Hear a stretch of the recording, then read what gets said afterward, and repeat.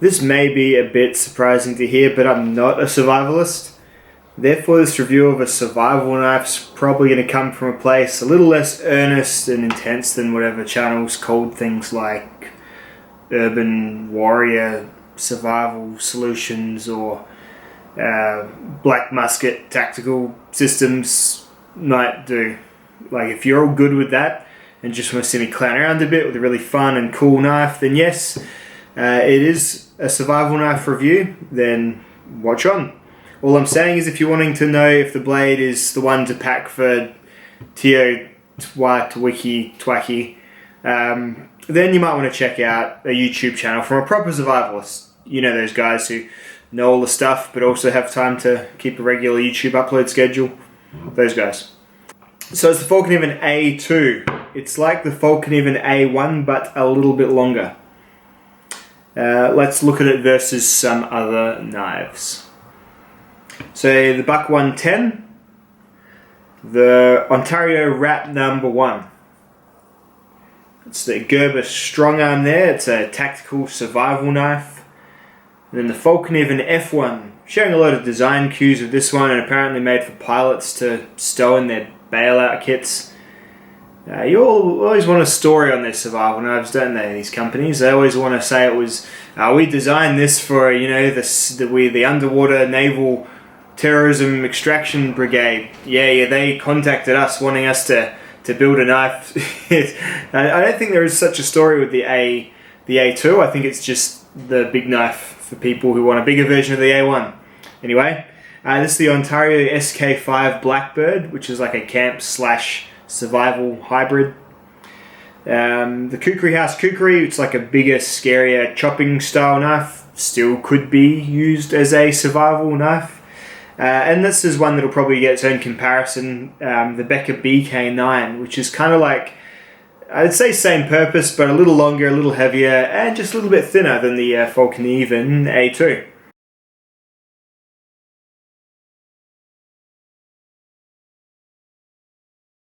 So this knife, it's a thermo-run handle, it's a VG10 blade, Sabervex, which is like a flat grind here from the spine, and then about a third of the way down it becomes a convex, all the way to a full convex edge as well. There might be a very slight micro bevel, but it really is all the benefits that that you get from those very strong grinds. And it's a very intelligent way of doing a survival knife that is in VG10, which isn't a particularly common choice for a survival knife steel.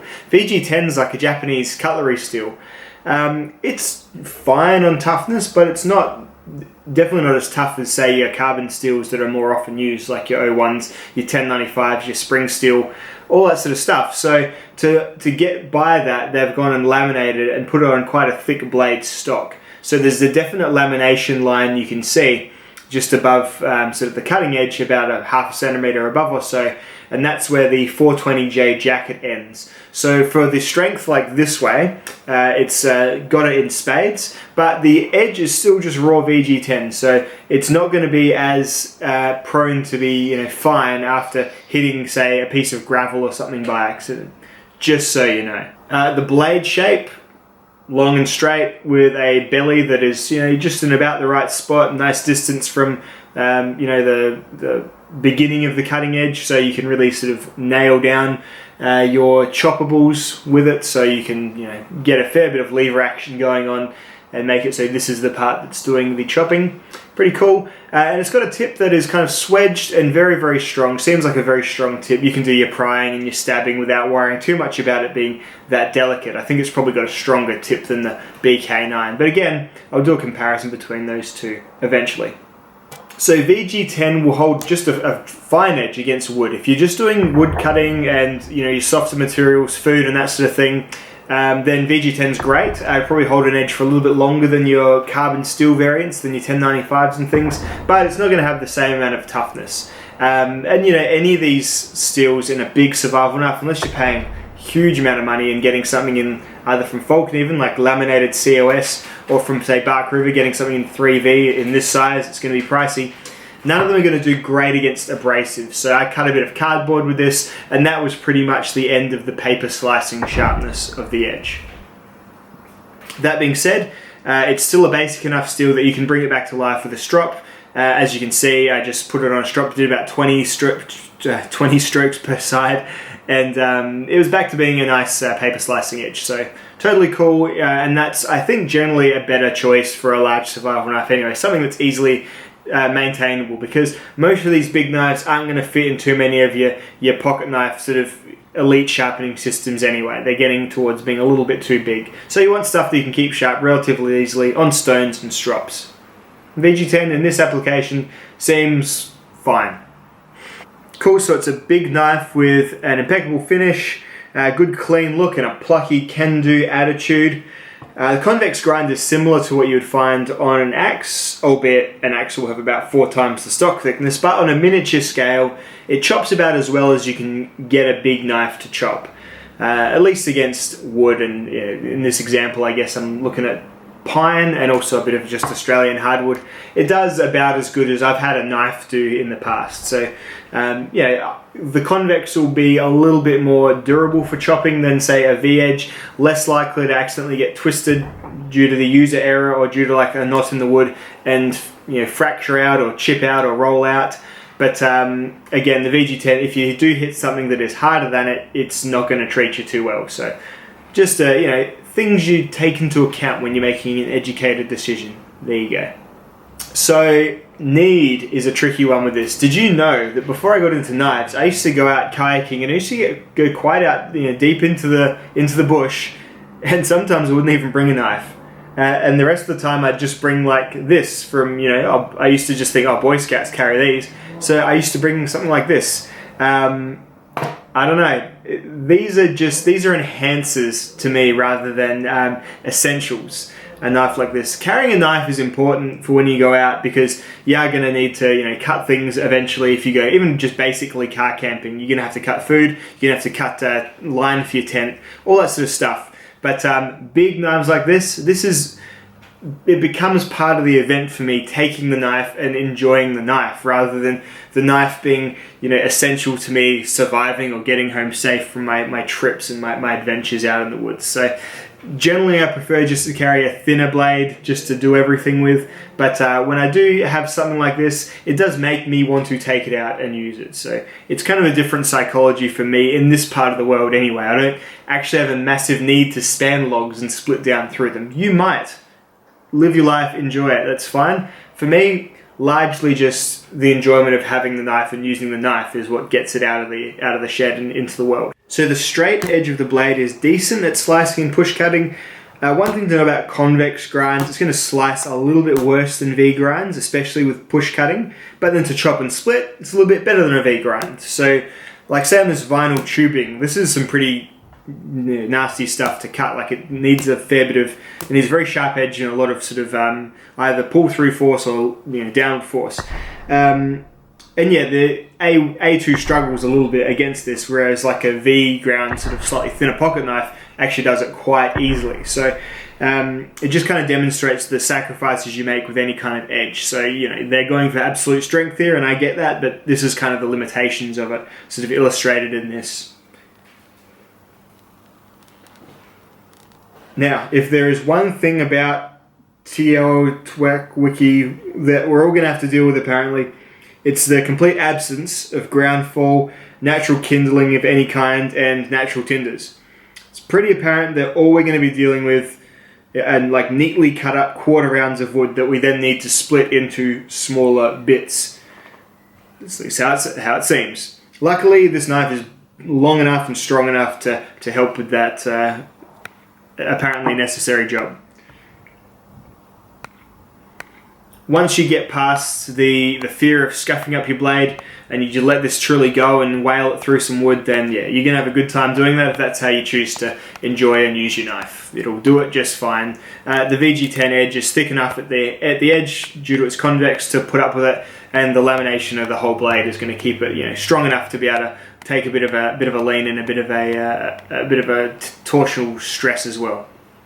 So another thing apparently when the rapture comes that we're all going to be dealing with, I guess they were good in this life because all the ferro rod strikers are apparently going to go as well. They're going to get called up I guess they chose the right one because we're going to be left striking our ferro rods with the spines of our knives. That's apparently how it seems to work.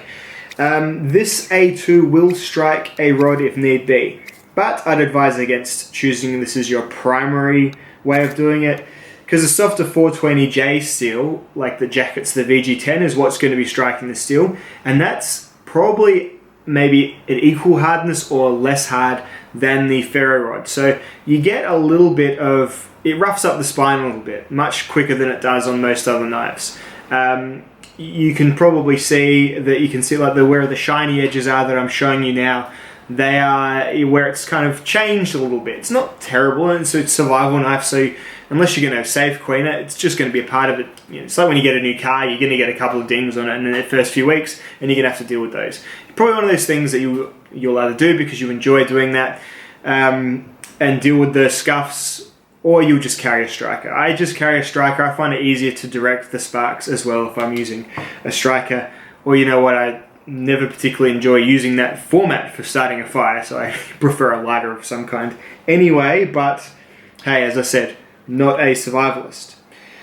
So the tip of the A2, strong, made for sticky and stuff. It doesn't come needle sharp or anything, it's more like structurally sharp.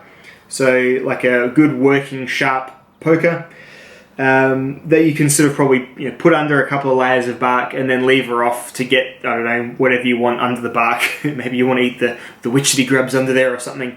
But yeah, that's absolutely fine. I can't see any real worry about putting this into stuff and levering and, you know, making a bowl or something. You could probably do just fine with this. There's probably better things to do that with as well, but that's often what survival knives are sold for.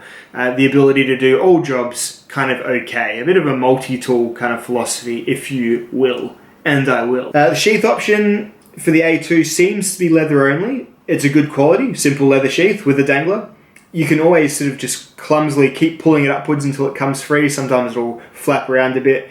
When I first got the knife, the sheath felt almost too narrow for the blade. I think just giving it the old in and out over and over again eventually sort of cuts a channel in the sheath leather or whatever it is, maybe separates some of the bits of leather that have stacked up, makes it happen easier eventually. But yeah, it's just one of those things. At first it feels quite stiff, but then it wears in. So there you go.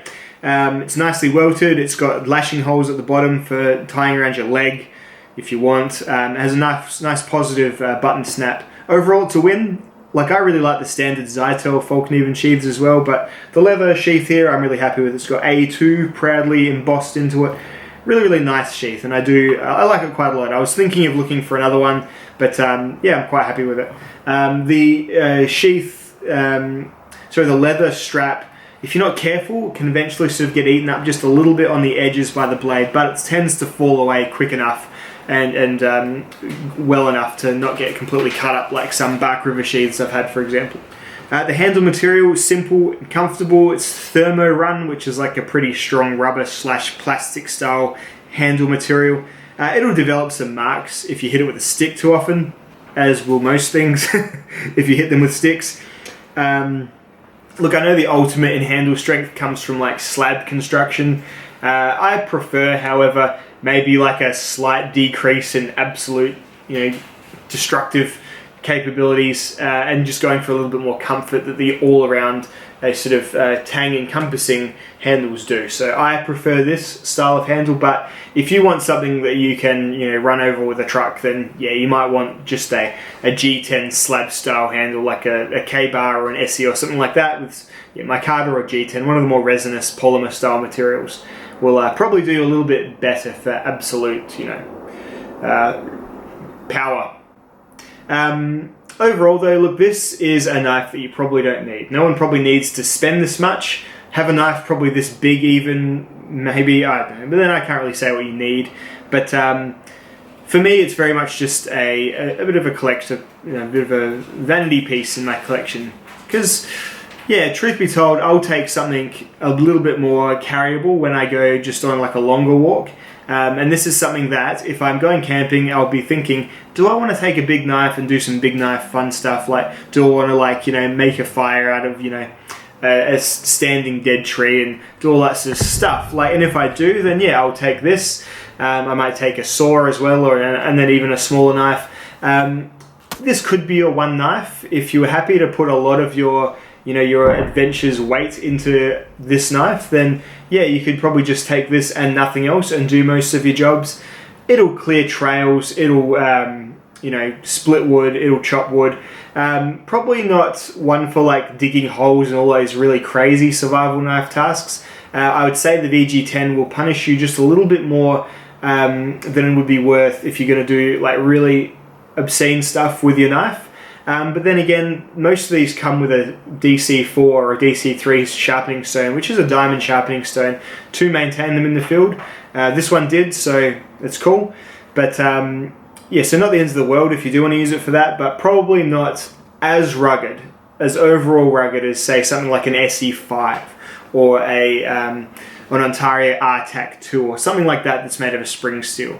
It's definitely a bit more of a premium sort of nice survival knife, which may seem like a complete juxtaposition of what it should be, but I can still definitely see a purpose for it. So the A2, I'm really enjoying, staying for sure. I loved my A1 that I used to have, I just didn't love the black coating. I've been through a few survival knives since then. It's the kind of thing I'll only usually have about one at a time. I'm probably never going to have a big collection of knives this length. I've got the BK9 in at the moment to do a test and comparison with, and that's a good knife too, but I like this one more. Because as I said, I'm not a survivor, so I can have that luxury of going, maybe I can just like one more for other non-ultra practical reasons and stick with that. So that's what I'm kind of going for as a way of sort of wrapping up this review. I just like it a bit more. Probably a little bit less capable than some of the knives out there, but it's got the right stuff for me and for the purposes that I would take such a knife out. And I'll I think I'm getting the black lung, Bob.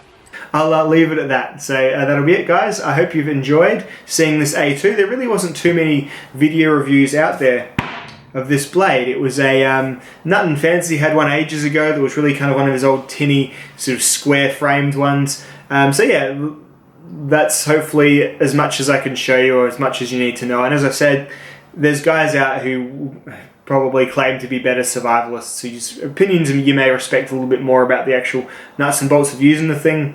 But from where I'm coming from as just a knife enjoyer and a knife user, someone who kind of frames my journeys around the knife sometimes, it's absolutely great. Alright, you all have a nice day and I'll see you in the next video. Bye bye now.